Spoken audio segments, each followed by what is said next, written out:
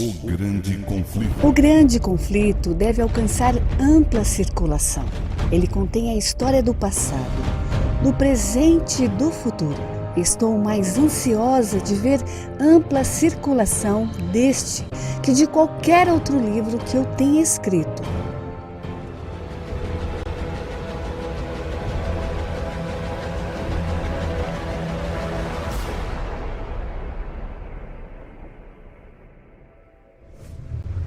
Olá, seja bem-vindo ao nosso programa de hoje, o nosso estudo diário aqui no canal Nisto Cremos.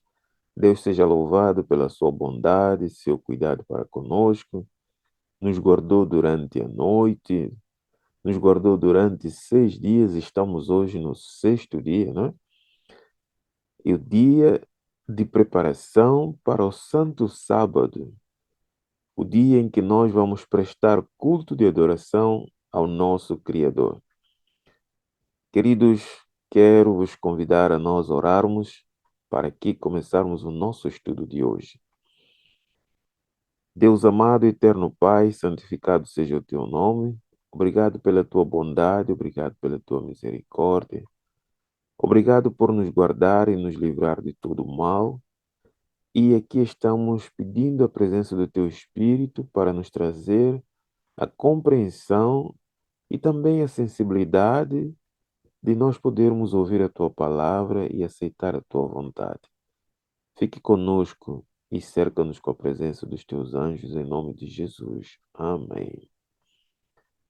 Prezado amigo, nós estamos estudando o tema Predito o Destino do Mundo e queremos aqui lembrar-vos de que não devem esquecer de continuar a partilhar esses estudos, a convidar os vossos amigos para o nosso canal e inscrever.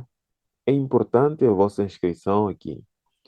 Eu quero agradecer a todos que têm inscrito neste canal. Que o Senhor continue abençoando a todos que ouvem a sua palavra aqui, através do canal Nisto Cremos Channel. Vamos ao nosso assunto. E aqui nos diz presságios do desastre. É o subtema do tema que estamos estudando. Ontem nós estudamos e vimos que era necessário que o povo de Deus se entregasse completamente a Deus para que o Senhor os pudesse guardar. Mas rejeitando a misericórdia e a longanimidade que Deus teve para com eles de protelar os juízos durante 40 anos, tanto pais como filhos se tornaram culpados de todo o crime cometido contra os profetas, contra os filhos de Deus, e então receberam o justo castigo. E hoje vamos continuar a ver que consequências veio sobre o povo de Deus, aqueles que eram escolhidos do Senhor, ao rejeitarem o próprio Senhor Jesus Cristo e aceitarem Satanás como líder. Presságios do desastre. Todas as predições de Cristo relativas à destruição de Jerusalém, como foi descrita em Mateus 24, cumpriram-se à letra.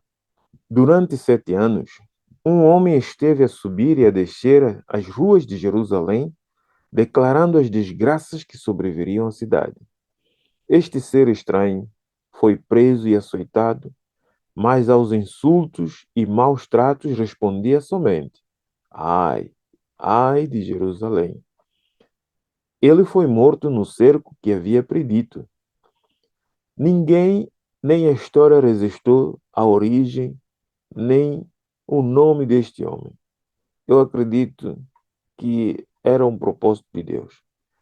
Ainda o Senhor, na sua misericórdia, durante 7 anos, os últimos 7 anos antes da destruição, proporcionou alguém para anunciar, para falar ao povo de Deus, para que pudesse haver ainda algum arrependimento. Mas, meus amigos, o povo estava completamente entregue ao seu líder escolhido, o inimigo, o apóstata. tal como nós vivemos os dias de hoje. No passado, nós encontramos histórias de avisos de Deus antes da destruição. Sodoma e Gomorra, Deus enviou 2 anjos.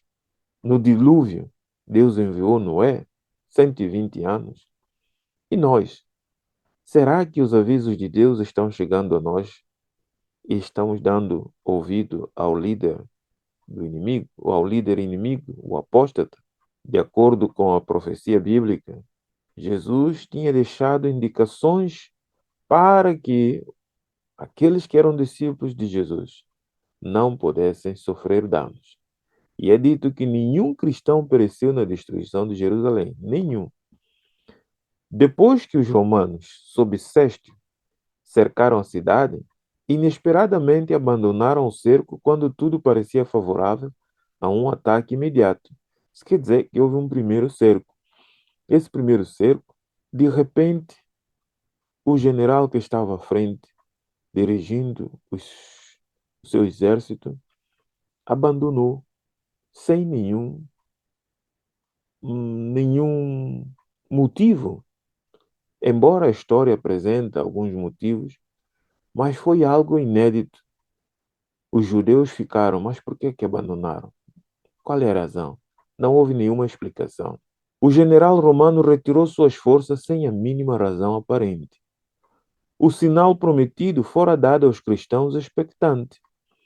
Lucas 21, verso 20 e 21, nós já falamos. Quando vocês verem a abominação da desolação de que falou o profeta Daniel, quem lê entenda. Este sinal, para os cristãos que estavam atentos e que aceitaram a verdade, foi algo surpreendente, especial, quando eles notaram a retirada dos soldados do exército romano.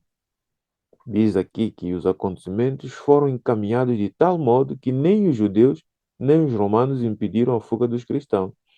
Eles aproveitaram e retiraram. Com a retirada de Sestio, os judeus foram ao enlaço do seu exército. E enquanto ambas as forças estavam assim completamente empenhadas em luta, os cristãos de todo o país tiveram o desejo de escapar sem ser molestados, rumo a um local seguro, a cidade de Pela. Lembrem, quem estiver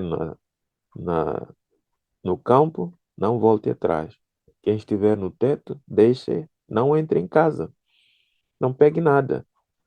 Aquele que está na sua jornada para o serviço ou para qualquer outro lugar, tome o caminho direto, fuja. E foi o que aconteceu. Amigos, o sinal da vinda de Jesus está bem diante de nós. O cerco está chegando. Será que nós estamos atentos? Será que nós estamos preparados para a fuga? Os cristãos de Jerusalém estavam preparados e logo que viram o sinal, saíram. E nós? Será que nós estamos preparados? Será que nós estamos vigilantes? Nesse tempo em que as pessoas estão mais preocupadas, buscando seus interesses egoístas, correndo atrás de bens materiais, quando o sinal surgir, será que nós teremos capacidade de fugir? Ou será que ele já surgiu, o sinal?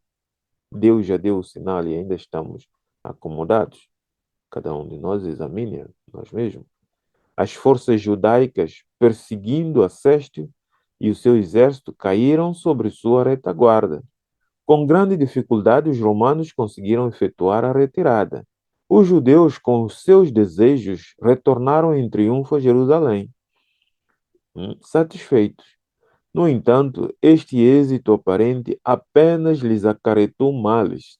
Inspirou aos romanos aquele espírito tenaz, resistência, o qual trouxe indescritível desgraça sobre a cidade sentenciada.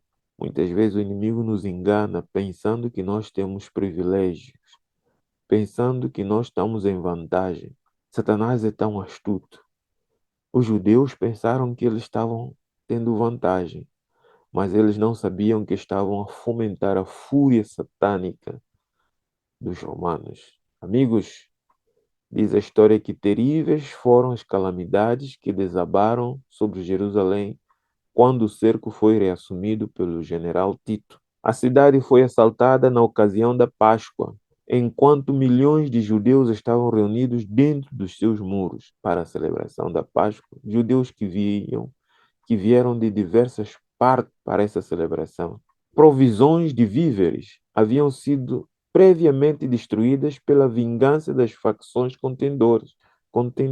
Entre os judeus mesmo, havia facções, guerras, lutas, conflitos. Destruíram todos os víveres, pensando que os romanos já não voltariam, mas os soldados romanos voltaram sob a direção de Tito e o segundo cerco foi terrível. Agora foram experimentados todos os horrores da morte por inanição.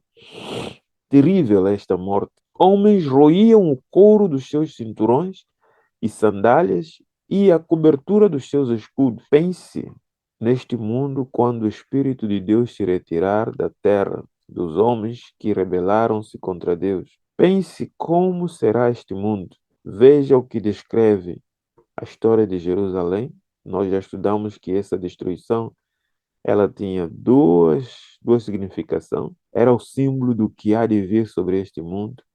Imagine como Satanás fará este mundo quando o Espírito de Deus deixar de controlar as mentes dos homens. Numerosas pessoas saíam da cidade à noite para apanhar plantas silvestres que cresciam fora dos muros da cidade, se bem que muitos fossem mortos com severas torturas quando eram apanhados pelos soldados. Muitas vezes os que voltavam em segurança eram roubados daquilo que haviam conseguido recolher. Não havia segurança por nenhuma parte. Maridos roubavam de suas esposas, e suas esposas roubavam dos maridos. Filhos arrebatavam o alimento da boca dos seus pais idosos. Não havia mais piedade. E o nosso mundo está caminhando para o mesmo acontecimento. E pior, meus amigos. E pior, porque o que aconteceu em Jerusalém era apenas naquele espaço, naquela área. Agora será uma situação global. Por isso que a palavra do Senhor diz que será um tempo de angústia qual nunca houve. Será que estamos preparados? Os chefes romanos se esforçaram por infundir terrores aos judeus e assim fazê-los render-se. Os prisioneiros eram açoitados, torturados e crucificados diante do muro de Jerusalém. Ao longo do vale de Josafá e no Calvário se erigiram cruzes em grande número. Mal havia espaço para alguém se movimentar entre elas. Coisa terrível. Imagine quantas pessoas mortas. Desta maneira foi castigada a espantosa imprecação proferida perante o tribunal de Pilatos, quando Jesus foi julgado injustamente e que Pilatos quis lavar a sua mão. Ele sabia que Jesus não merecia ser condenado, mas o povo o pressionou e ele, lavando as suas mãos, dizendo que não caía, que o sangue de Cristo não cai sobre ele, o povo, juntamente com os sacerdotes, disseram que caia sobre nós o seu sangue, sobre os nossos filhos. Coitado dos filhos que nem haviam nascido, tinham que sofrer as consequências das palavras dos seus pais. Esse castigo, esta imprecação proferida, teve o seu justo castigo. Amigos, tomemos cuidado com as palavras que nós pronunciamos na nossa boca, porque muitas vezes condenamos a nós mesmos e a nossa geração futura. O povo judeu se condenou a si mesmo. E nós continuamos hoje ainda nos condenando a nós mesmos. Será que nós temos noção daquilo que estamos fazendo hoje, daquilo que estamos vivendo e falando? Presságios do desastre, tal como ocorreu com o povo de Jerusalém, está acontecendo hoje. Nós estamos vendo esse mundo vivendo os últimos momentos da história. A crise de Covid foi um presságio do grande desastre que está para vir. Alguns despertaram, alguns se movimentaram em busca de Deus, mas o Covid abrandou e parece que tudo voltou ao normal e até a vida espiritual de muitos tornou normal. Já não há aquele fervor, já não há aquele buscar, já não há aquele clamar para o Senhor. Lembrem, o primeiro cerco. Os judeus se enganaram e pensaram que Deus os iria livrar. Quando veio o segundo cerco, foi terrível. Amanhã continuaremos aqui a ver as consequências do segundo cerco. Vamos orar para terminar. E não esqueça de perguntar a si mesmo: será que eu já fugi do primeiro cerco ou estou esperando o segundo? Amado Deus, eterno Pai, santificado seja o teu nome. Senhor, ajuda-nos a entender a tua palavra para que possamos compreender o tempo em que estamos vivendo. Vemos os presságios de desastre sobre este mundo. Através da história de Jerusalém, podemos entender o que está para vir. Mas muitos de nós ainda estamos distraídos. Muitos de nós ainda estamos como os judeus, lutando contra os exércitos que estão se retirando, pensando de que estamos tendo vantagem. Tomara que possamos despertar a tempo e não possamos cair quando vier o segundo cerco. Dá-nos a tua paz, abre os nossos olhos e entendimento. Suplicamos e agradecemos pela fé no nome de Jesus. Amém. Prezado amigo, tenha uma boa preparação para o sábado. Amanhã, apesar de ser sábado, estaremos aqui estudando a sua palavra e você poderá ouvi-la a qualquer tempo, a qualquer hora do dia. Um grande abraço, continue partilhando, deixe o teu like, que é importante para que mais pessoas possam conhecer a verdade através desse canal. Deus te abençoe e tenha um bom início de um santo sábado.